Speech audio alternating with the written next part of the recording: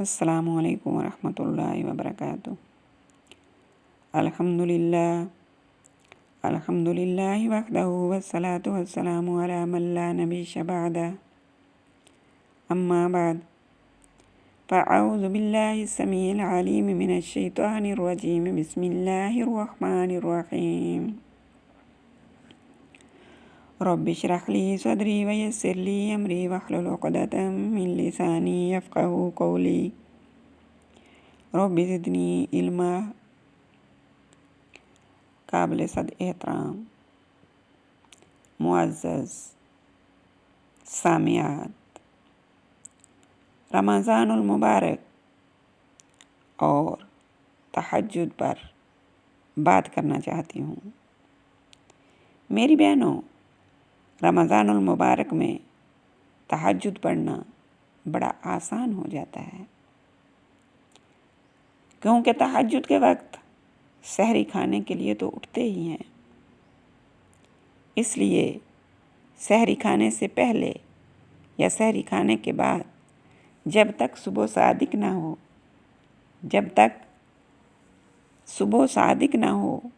تب تک جس قدر ہو سکے نوافل پڑھ لیا کریں۔ اس طرح پورے رمضان المبارک میں تہجد نصیب ہو سکتی ہے۔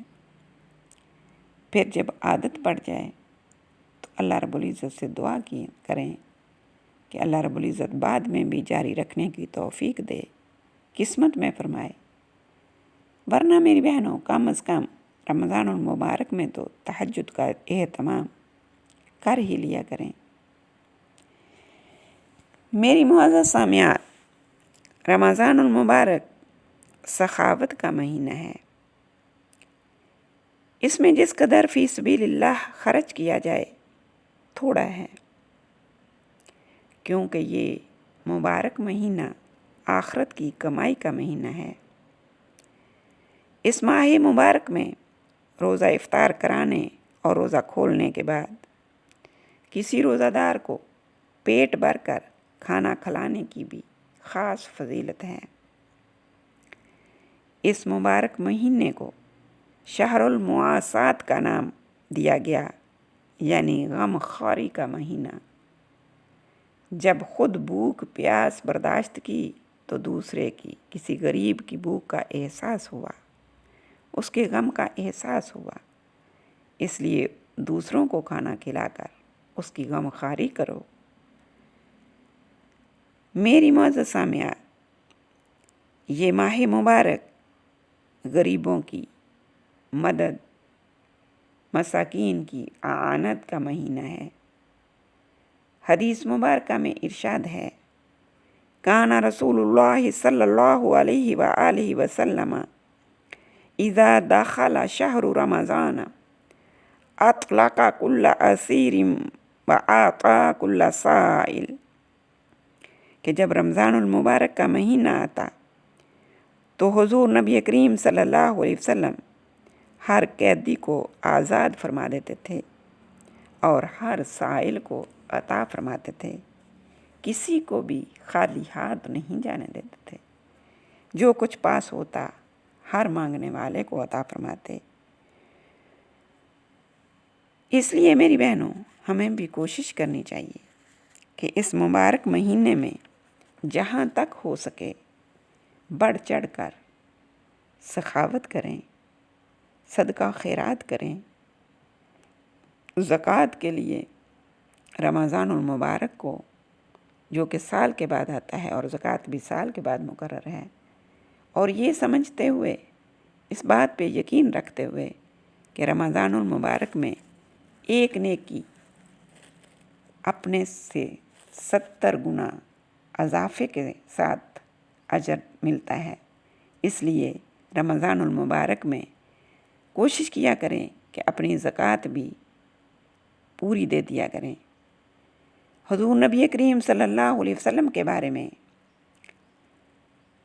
احادیث مبارکہ ہیں کہ آپ عام روٹین میں، عام زندگی میں تمام لوگوں سے زیادہ سخی تھے، اور اس میں کوئی شک نہیں میری بہنوں۔ اور آپ صلی اللہ علیہ وسلم کی سخاوت، رمضان المبارک میں باقی دنوں سے زیادہ ہو جاتی تھی۔ رمضان المبارک میں ہر رات کو حضرت جبرائیل علیہ السلام آپ صلی اللہ علیہ وسلم سے ملاقات کرتے تھے۔ جیسا کہ میں پہلے بھی بتا چکی ہوں کہ ہر رمضان المبارک میں حضرت جبرائیل اور آپ صلی اللہ علیہ وسلم قرآن مقدس کا دور فرمایا کرتے تھے۔ آپ حضرت جبرائیل علیہ السلام کو سناتے تھے اور حضرت جبرائیل علیہ السلام آپ کو سناتے تھے۔ آپ نے اپنی زندگی میں ہر رمضان المبارک میں ایک مرتبہ حضرت جبرائیل علیہ السلام سے دور کیا، لیکن اپنی زندگی کے آخری رمضان میں آپ نے حضرت جبرائیل علیہ السلام سے 2 مرتبہ دور فرمایا مکمل قرآن مجید کا۔ حدیث مبارکہ میں ہے کہ جب آپ صلی اللہ علیہ وسلم سے جبرائیل علیہ السلام ملاقات کرتے تھے تو آپ صلی اللہ علیہ وسلم اس ہوا سے بھی زیادہ سخی ہو جاتے تھے جو بارش لاتی ہے۔ یعنی حدیث مبارکہ کے الفاظ ہیں کہ جو ہوا بارش لاتی ہے آپ اس سے بھی زیادہ سخاوت فرماتے تھے۔ اس لیے میری بہنوں، ہمیں بھی کوشش کرنی چاہیے جہاں تک ہو سکے نیکیوں میں بڑھ چڑھ کر حصہ لیں، کیونکہ اس ماہ مبارک میں ہر نیکی میں برکت ہے۔ نیکیوں میں ایک دوسرے کے روزہ افطار کروانا۔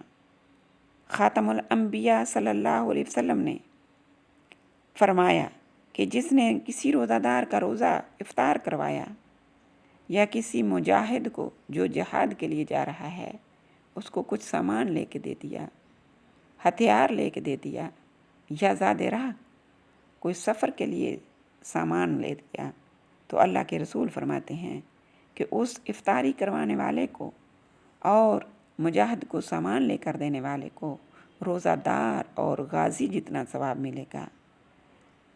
اور یہ بھی فرمایا کہ غازی اور روزہ دار کے اجر میں کچھ کمی نہیں کی جائے گی، کیونکہ میری بہنوں، میرے اللہ کے خزانوں میں کوئی کمی نہیں، ان کا اجر پورا پورا دیا جائے گا، لیکن یہ مدد و اعانت کرنے والے کو بھی برابر کا اجر دیا جائے گا۔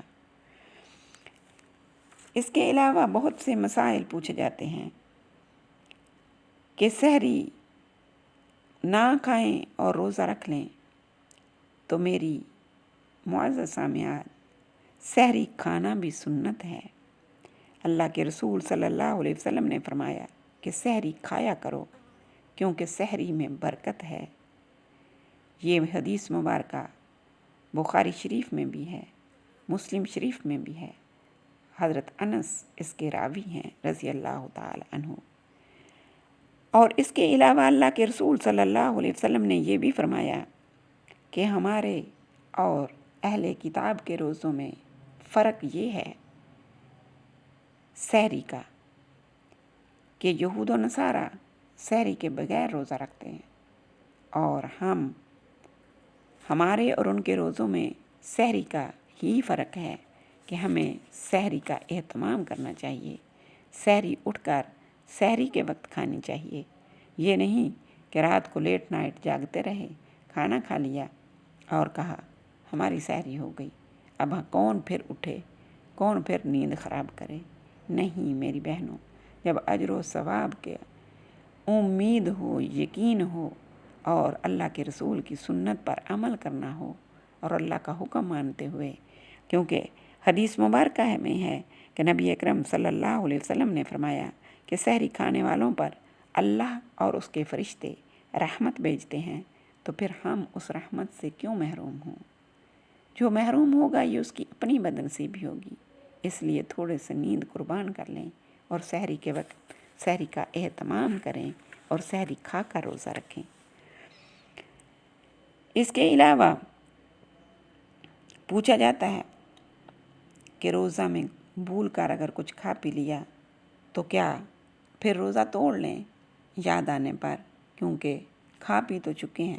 تو میری معزز بہنوں، رحمت اللہ العالمین صلی اللہ علیہ وسلم کا فرمان گرامی ہے کہ جو شخص روزہ میں بھول کر کچھ کھا پی لے تو وہ روزہ توڑے نہیں، وہ اپنا روزہ پورا کرے، کیونکہ اس کھانے اور پینے میں اس کا کچھ قصور نہیں، اس کی کچھ غلطی نہیں، اسے اللہ نے کھلایا اور اللہ نے پلایا۔ یہ حدیث مبارکہ میں بخاری شریف اور مسلم شریف میں موجود ہے۔ حضرت ابو ہریرہ اس کے راوی ہیں۔ اور میری بہنوں، اگر ہمارے سامنے کوئی کھا پی رہا ہے اور ہمیں معلوم ہے کہ اس کا روزہ ہے، تو اس کو یاد کروانے سے بھی اللہ کے رسول صلی اللہ علیہ وسلم نے منع فرمایا، کیونکہ اللہ رب العزت اس کو کھلا پلا رہے ہیں۔ لیکن جب اس کو یاد آ جائے تو وہ یہ خیال مت کرے کہ میرا روزہ ٹوٹ گیا، وہ اپنے روزے کو روزہ دار کی طرح افطاری تک مکمل کرے، وہ روزہ دار ہی ہے۔ یہ بھی سوال پوچھا جاتا ہے کہ افطاری میں دیر سے کر لیں اگر افطاری تو کیسا ہے؟ میری معزز سامعات، میری عزیز بہنوں، نبی کریم صلی اللہ علیہ وسلم نے فرمایا کہ لوگ ہمیشہ خیر پر رہیں گے جب تک افطار میں جلدی کرتے رہیں گے، یعنی غروب آفتاب ہوتے ہی فوراً روزہ کھول لیا کریں۔ اور رحمت کائنات صلی اللہ علیہ وسلم نے یہ بھی ارشاد فرمایا کہ اللہ رب العزت فرماتے ہیں کہ مجھے اپنے بندوں میں سب سے محبوب بندہ وہ ہے جو افطار میں سب سے زیادہ جلدی کرنے والا ہے۔ لیکن اس کا یہ مطلب نہیں کہ سورج غروب ہونے سے پہلے ہی افطاری کر لے، کیونکہ حدیث شریف ہے، حدیث شریف میری بہنوں یہ نہیں، غروب آفتاب کے بعد، سورج غروب ہونے کے بعد فوراً کام کاج میں نہ لگے رہیں کہ ابھی کر لیتی ہوں کیونکہ میں تو روزے سے ہوں، جب تک رہوں گی اجر ہی ہے۔ نہیں، جو ہی سورج غروب ہو جائے آپ اپنے کام کاج چھوڑ کر افطاری کر لیں، باقی کام بعد میں ہوتا رہے گا۔ اس لیے غروب آفتاب کے فوراً بعد آپ افطاری کا اہتمام اس طریقے سے، اس ٹائم ٹیبل بنا کر افطاری کا اہتمام کر لیا کریں۔ اور سید الکونین صلی اللہ علیہ وسلم نے یہ بھی ارشاد فرمایا کہ جب ادھر سے یعنی مشرق سے رات آ گئی اور ادھر سے یعنی مغرب سے دن چلا گیا تو روزہ افطار کرنے کا وقت ہو گیا۔ اس کے بعد فضول دیر کرنا مکروہ ہے، اس لیے ہمیں اپنی افطاری میں جلدی کرنی چاہیے۔ اور بعض یہ بھی پوچھتے ہیں کہ کیا روزہ تو رکھ لیا، اب افطاری کرنا کس چیز سے ضروری ہے؟ تو میری بہنوں، سنت ہے کھجور سے روزہ افطار کرو۔ نبی اکرم صلی اللہ علیہ وسلم نے ارشاد فرمایا کہ جب تم روزہ کھولنے لگو تو کھجوروں سے افطار کیا کرو، کیونکہ کھجور سراپا برکت ہے۔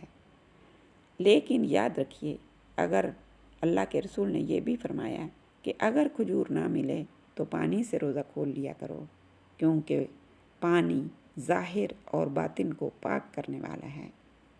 اس لیے یہ چھوٹے چھوٹے سوال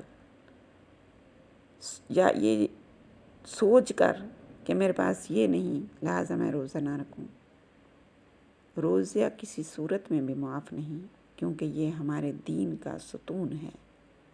ہمارے دین کی بنیاد جن 5 چیزوں پر ہے ان میں سے روزہ ہم پر فرض کیا گیا ہے، اور قرآن مقدس میں بھی روزوں کی فرضیت بیان کی گئی ہے۔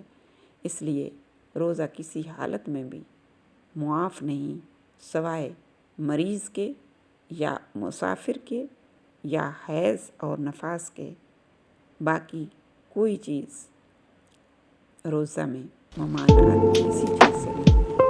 روزے فرض ہیں اور روزوں کا اہتمام کیا کریں۔ اللہ رب العزت عمل کی توفیق عطا فرمائے۔